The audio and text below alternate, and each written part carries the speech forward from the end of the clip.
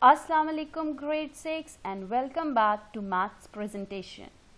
Last week we studied about number and its types, prime factorization process and how to find square root and cube root of given numbers. This week we will continue our chapter number 1 with some new and important concepts. So let's start today's topic.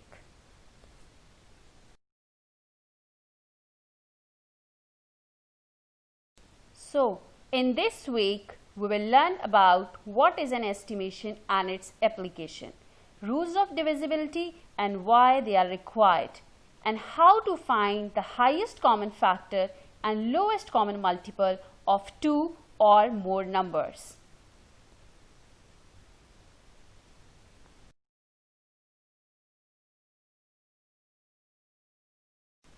If you remember, you have already learned in the junior class how to take square root or cube root of the given number.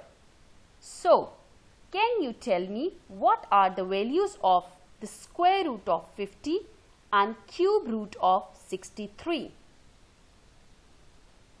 Since 50 is equal to 2 into 5 raised to power 2, the index of the prime factor 2 is not even. Thus, 50 is not a perfect square. Hence, we cannot find the square root of 50.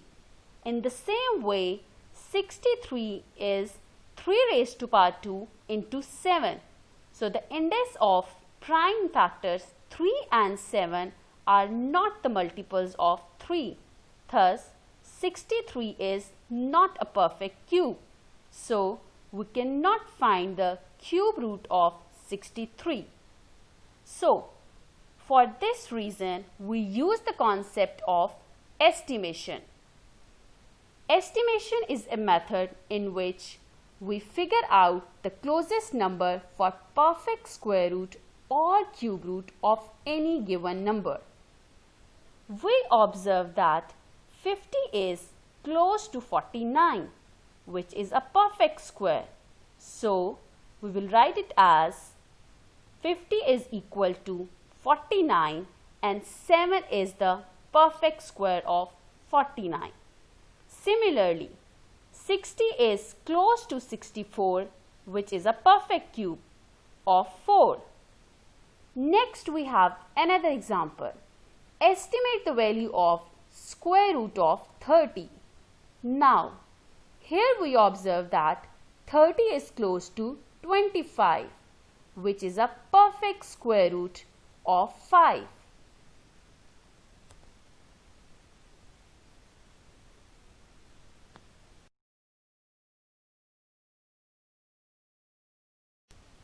If you remember from last year, the formula of the area of the square is length multiply length and perimeter is 4 times length. Now, applying the concept of estimation, solve the questions given in the slide.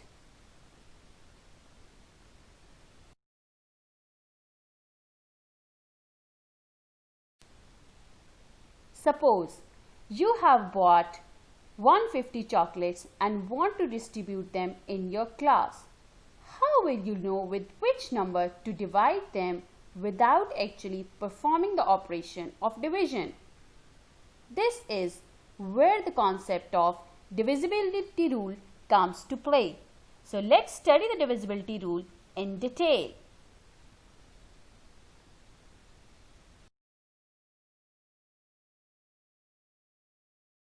Divisibility rule.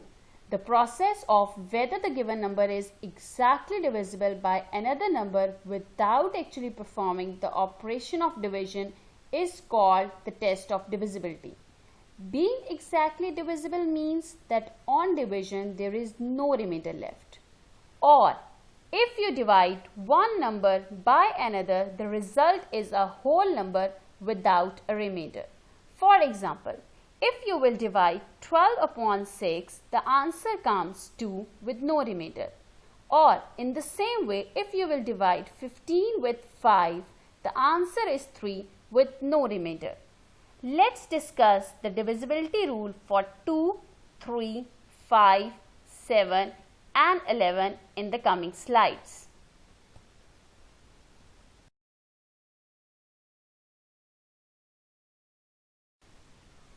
Divisibility rule for 2. A number is divisible by 2 if the last digit is even. For example, 0, 2, 4, 6 and 8. We have a number as 78. Now you can see over here as that 8 is the last digit and 8 is an even number. So it means that it can be divisible by 2. 3470, here you can see that 0 is the last digit and it is an even number. So it means that it can be divisible by 2. Next rule is divisibility rule for 3. It says that a number is divisible by 3 if the sum of the digits is divisible by 3. For example, we have a number as 75. You have to add all the digits in this number. So 7 plus 5 gives you 12. And when you divide 12 by 3, you get the 4 with no remainder. So it means this number is completely divisible by 3. Another example is 369. When you sum up all the digits, your answer is 18. And 18 is also divisible by 3 with no remainder. So it means that this number is also divisible by 3. The next rule is divisibility rule for 5. It says that if a number is divisible by 5 when it is ending with 0 or 5 digit. Suppose we have a number as 615 in which it is ending with 5 digit. So it means the whole number is divisible by 5. In 1480, the last digit is 0, which also confirms that it is also divisible by 5. Now you have a short quiz related to these divisibility rules. The first question is, which number is not divisible by 2? You have 3 options over here: 572, 1464 and 249.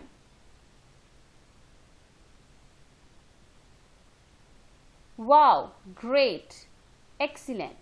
The next question is, which number is not divisible by 3? 572, 1464 and 279. Excellent. The next question is, which number is divisible by 5? And the options are 9820, 779 and 560. Great! It means that the divisibility rule for number 2, 3 and 5 are clear to you.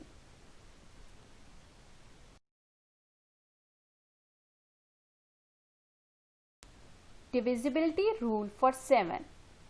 If we double the last digit and subtract it from the rest of the number and the answer is 0 or divisible by 7, then the whole number is divisible by 7. For example, if you have a number 672 and you double the last digit, which is 2, and it becomes 4, you subtract it from the rest of the digit, that is 67 minus 4, the answer is 63. So you can easily divide 63 by 7 and the answer is 9 with no remainder. The next example is 126. If you double the last digit, which is 6, it will become 12. So 12 minus 12 gives you 0. And if the answer is coming as 0, the whole number is also divisible by 7. The next rule is divisibility rule for 11. If we sum every second digit and subtract all the rest of the digit, the answer is 0 or divisible by 11. Suppose we have a number as 1364. Now in this number we sum up the second and the fourth digit and first and the third digit. The answer over here is 7 minus 7. The final answer is 0. So according to the statement, if answer is coming 0 or divisible by 11, this rule will be applied. So 1364 is divisible by 11. Now it's a time for a small quiz.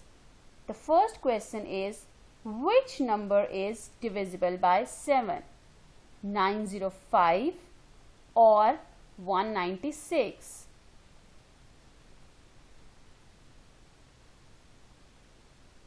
Excellent.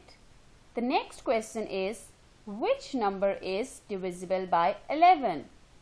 3729, 2517. Great. It means the divisibility rule for 7 and 11 are clear to you.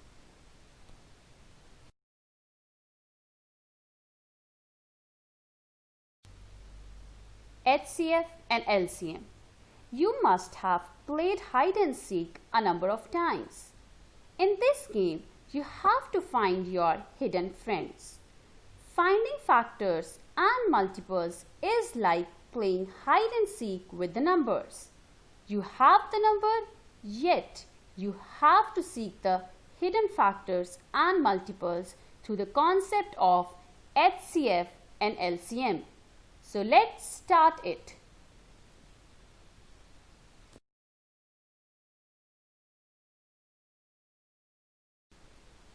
Highest common factor. We already know that a number which exactly divides two or more given numbers is the common factor of the given numbers. In factorization, we intend to find the factors of a given number. Now, what to do if we had to find the common factor between two or more numbers? This is where the concept of HCF comes to play. So, the largest common factor of two or more numbers is called highest common factor.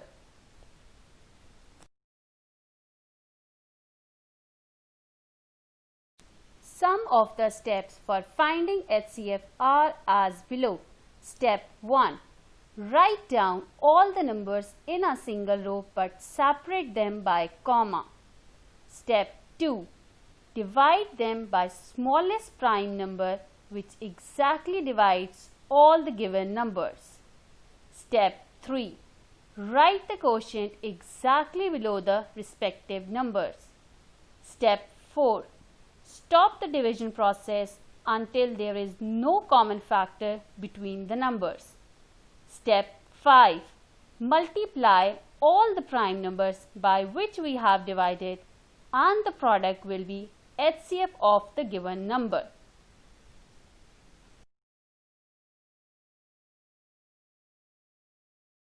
Let's take an example.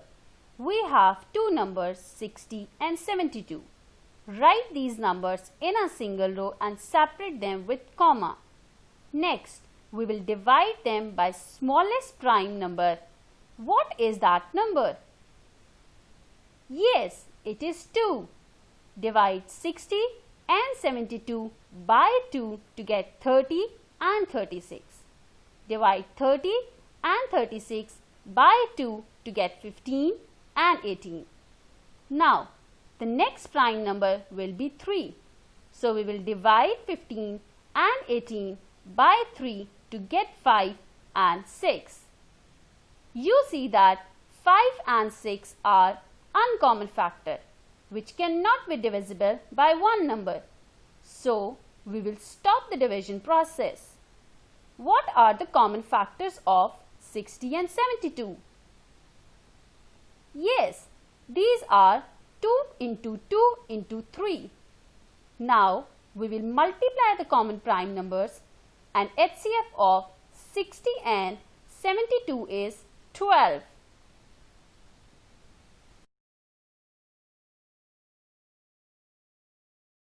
There are some of the keywords for identification of HCF questions like greatest, biggest, largest, highest.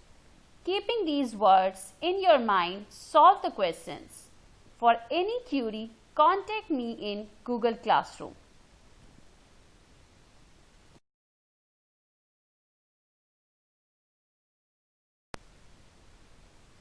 LCM. Just revise the concept of multiple which you have done last week. How we get the multiple? We get a multiple of a number when we multiply it by another number, such as multiplying by 1, 2, 3, etc. So it means that when we compare the multiples of any two numbers, there are some common multiples, and the smallest common multiple is termed as least common multiple. So the lowest positive integer, that is the multiple of every number in the given set of the numbers, is known as least common multiple or LCM.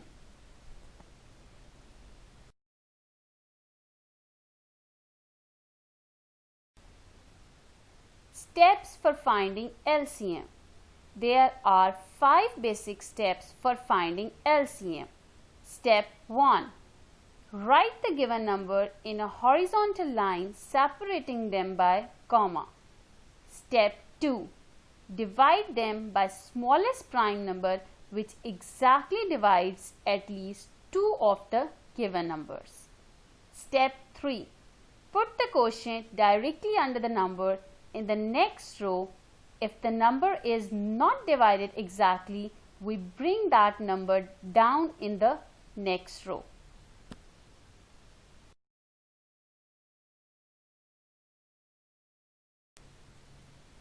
Step 4. Continue the process of step 2 and 3 until all the numbers are completely divisible and the remainder is 1. Step 5. Multiply all the prime numbers by which we have divided the numbers, and the product will be least common multiple of the given numbers.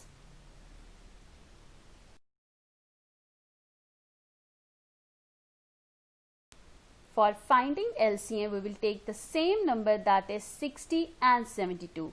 Write these numbers in a single row and separate them with comma. Next, we will divide them by the smallest prime number, which is 2. We keep on dividing these two numbers by two common prime factors 2 and 3 in the same way the steps we have followed in HCF.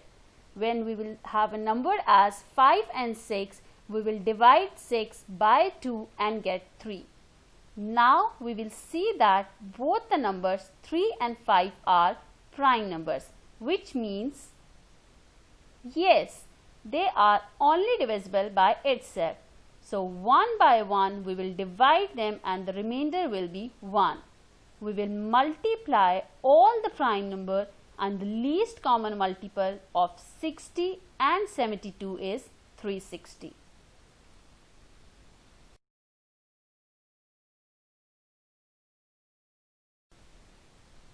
There are also some of the keywords for identification of LCM questions, like smallest, least, smaller, lowest. Keeping these words in your mind, solve the question. For any query, contact me in Google Classroom.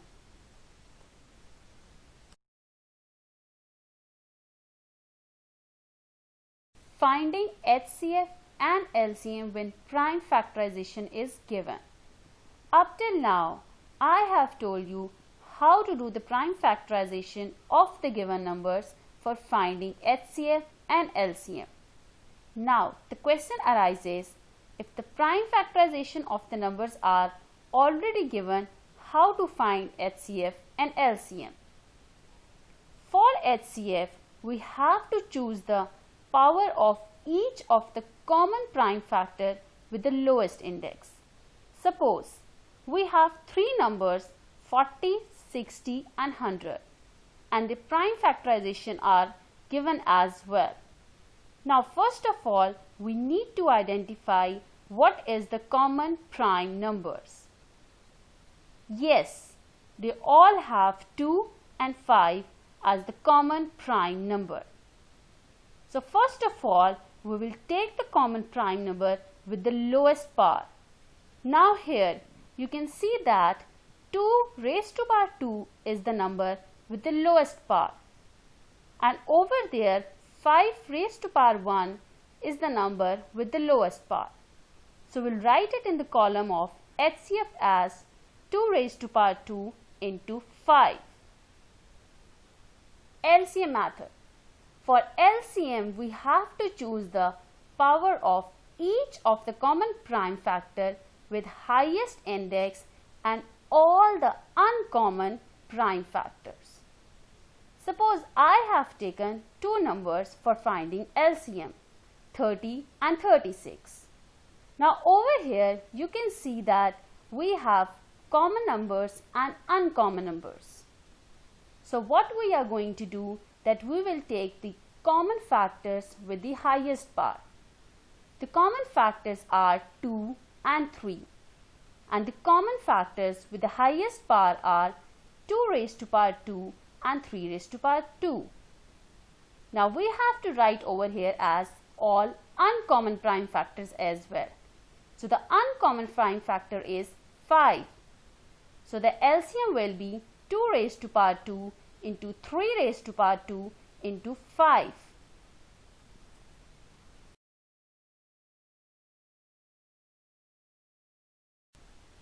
These questions are related to the topic of HCF and LCM.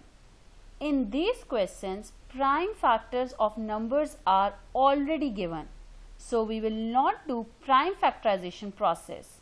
One important point is that they have asked to write the answer in whole number, which means you have to multiply them, but we will not multiply them, we will write them in index notation form, because it's a longer process, and if question is given in index notation, answer should be given in index notation. Rest, if something is still not clear to you people, you can ask me in Google Classroom.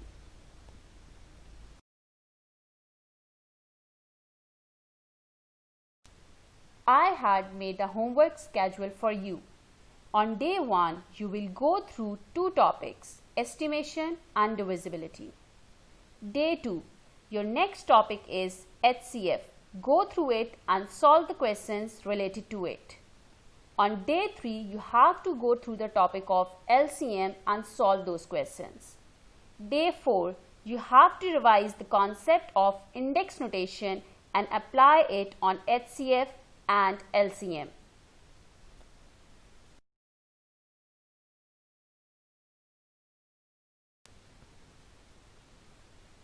If you have any question, contact me on Google Classroom. Good luck for the worksheet.